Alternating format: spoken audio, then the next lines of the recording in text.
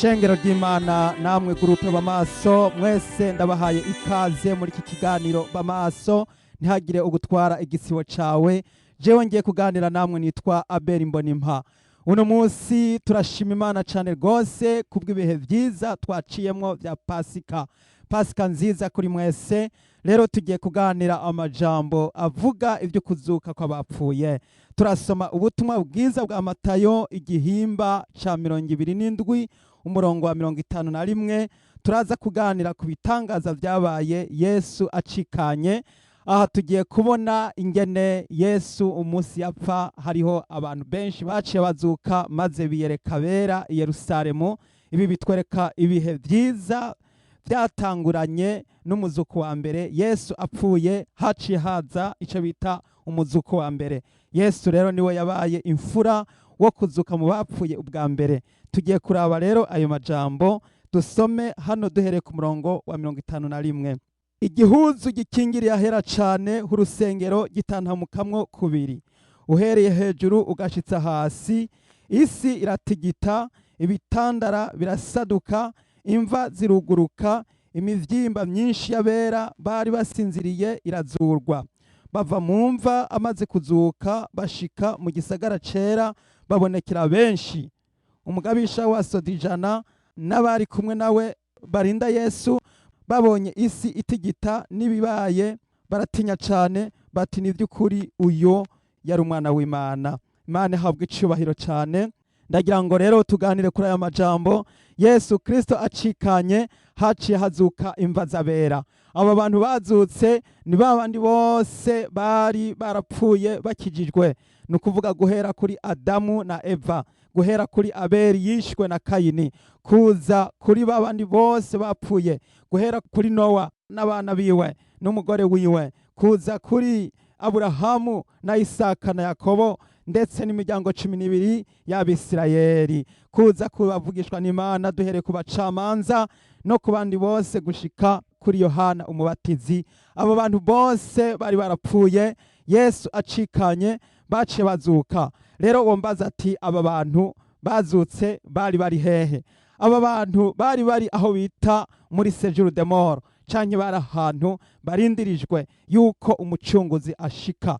Vyumvikana yuko Yesu acikanye bari abantu baciye bugururirwa inzira. Twibuke yuko Yesu avuga ati ni jewe nugurura ntihagire uwugara, kandi ni jewe nugara ntihagire uwugurura.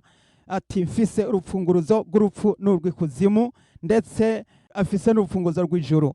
Nuko rero bene data, nico gituma yuko uwo munsi Yesu yapfa abera bo mu isezerano rya kera baciye bazugwa. Biratwereka neza ngo Yesu amaze kuzuka baciye batangura kwiyereka bera Yerusalemu.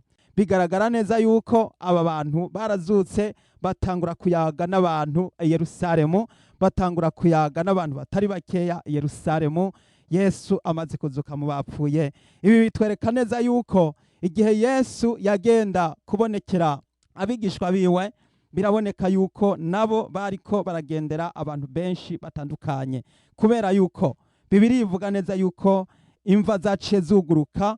Hanyuma rero abantu barazuka batangura kugendagenda, ariko bagumye i Yerusalemu. Hanyuma rero baratinda barazimangana.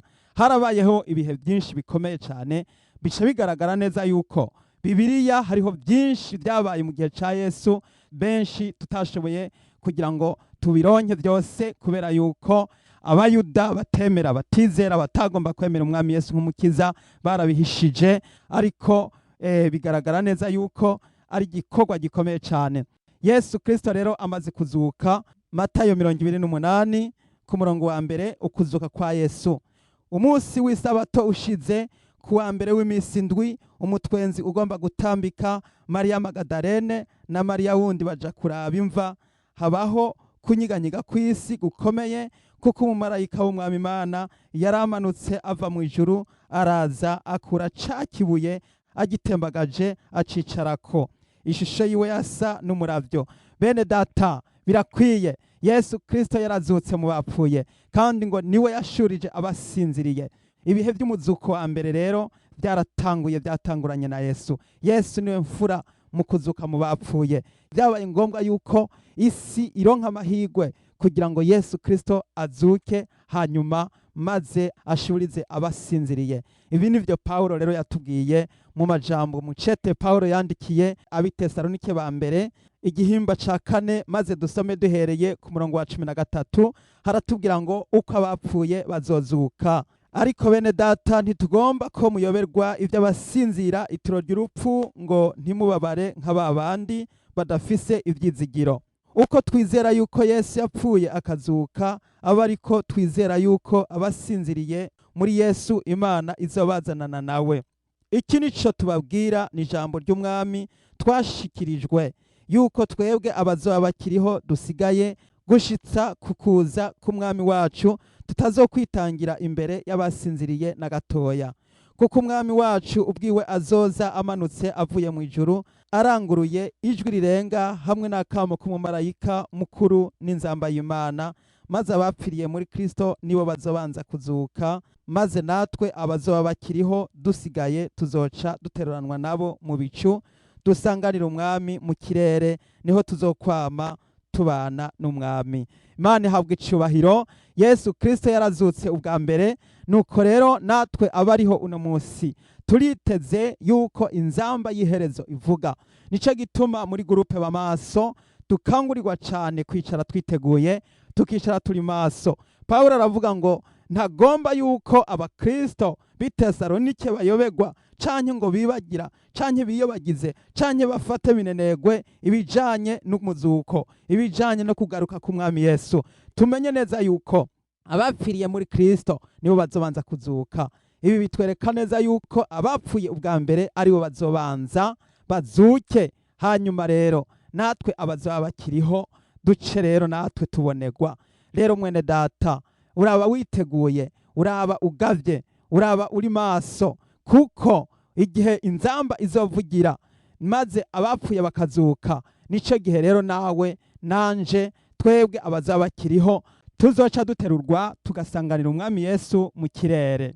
Akarere kose uzoba urimwo, aho uri hose, inzamba y'iherezo niyavuga, nawe uzoca ubaduka, nawe umusanganire. Haleluya. Hari inzamba rero izovuga ku murongo wa 16 ngo kuko umwami wacu ubwiwe azoza amanutse avuye mu ijuru, aranguruye ijwi rirenga hamwe n'akamo k'umumarayika mukuru n'inzamba y'Imana. Hari inzamba zizovuzwa, inzamba y'umwami Yesu Kristo izovuga, inzamba y'umumarayika mukuru izovuga, n'inzamba y'Imana izovuga. Izo nzamba zizoba ziriko ziraguhamagara, izo nzamba zizoba ziriko zirampamagara, ziduhamagara ngo tugende kwa Yesu umwami wacu, kugira ngo tuje kumusanganira mu kirere. Mwene data, nagira ngo ugukangure nkurarika nkubwira nti bamaso, witegure, umenye ko Yesu Kristo yazutse kandi nawe yakuzukiye.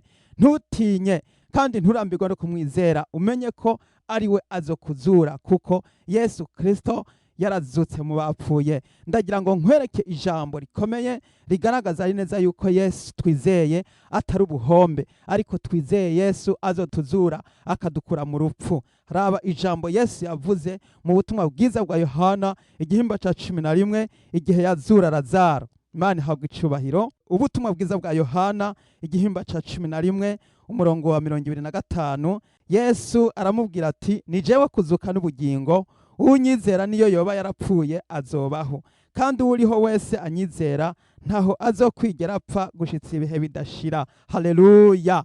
Mwene data, wizere Yesu, wizere ibidashobokera abantu bishobokera Yesu. Yesu Kristo niwe yazuye Lazaro igihe amubwira ati, Lazaro sohoka.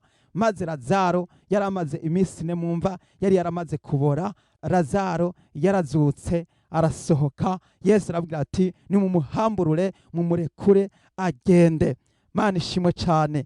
Yesu Kristo rero yarazutse, amaze kuzuka yarakuzukiye, nanje aranzukira, kandi natwe dufite ibyizigiro yuko natwe abamwizera Yesu azotuzura akadukura mu bapfuye, hanyuma tukaja kubana nawe ibihe bidashira. Witegure rero kuzobana na Yesu mu kirere. Inzamba niyavuga aho abapfuye bazozuka, ico gihe rero tuzoca tumusanganira tuje kubana nawe mu kirere. Ndagira ngo gukangurire nkubwira nti kanguka ube maso, witegure, umenye neza yuko hagiye kuba defile y'abana b'Imana, hagiye kuba defile y'abazutse, hagiye kuba defile y'abiteguye gusanganira Yesu. Mwene data, mbega woba witeguye kuzoja gusanganira Yesu? Ubwo woba uri maso, woba witeguye? Ndagira ngo ukangurire umunsi kugira ngo ni wiyeze. Kandi abantu benshi batizeye Yesu bazobona ibara, bagiye kumaramara, bagiye gusigara mu isi. Abantu benshi bakengereye bakabona ko Yesu ari umuntu gusa asanzwe, bazobona ibara, bagiye kumaramara, kuko bagiye kubona abera baduga baguruka bafise amababa nk'inkukuma baguruka tugenda mu kirere aho tuzokwama turirimba n'umunezero. Nuko rero nawe mwene data, haguruka wambara inkomezi,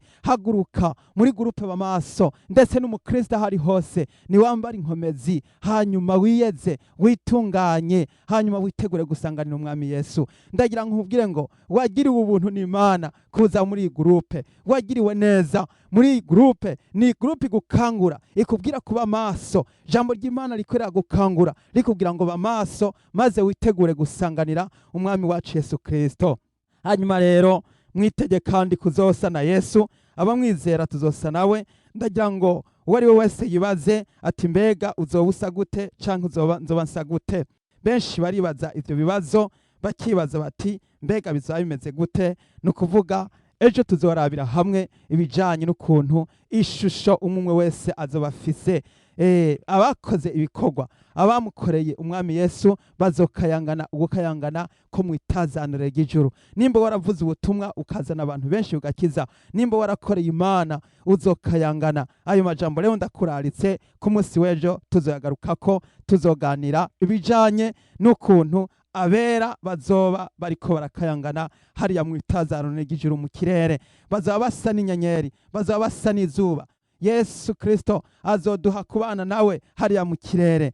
Mwene data, Yesu akugirire neza. Dusenga Imana maze twiyeze. Ndahamagaye uwundi muntu wese aho uri hose wiyeze, witegure, maze tuze dusanganira umwami Yesu mu kirere. Imana ibahezagire cyane. Dusenga Imana. Mwami wacu Yesu, urakoze. Mana data wa twese uri mu ijuru, mu izina rya Yesu Kristo ndongeye gushima nkenguruka kugira ijambo litubwira iby'umuzuko wa mbere. Ndagushima Yesu, ndagushima data buja wera. Yesu ntuhabwe icubahiro kuri umwe wese mwami yamaze kumvira ijambo ryawe. Ndamusengeye ndamusabira kuhagirwa, ndamusengeye ndamusabira kozwa, amaraso yawe amubonekeko, maze abicaremwe gisha, maze tuzukane nawe, maze tubivyaremwe bisha. Yesu urakoze. Ndasabye amaraso yawe kuri umwe wese atubonekeko, maze twongere kuzigamwa no kurindwa. Urakoze mwami, maze ibyaha bihanagurwe, maze twezwe dutunganywe. Izina ryawe rihabwe icubahiro. Haleluya, nushimagizwe. Ndavyambaje nshima mu izina rya Yesu Kristo umwami wacu. Amen.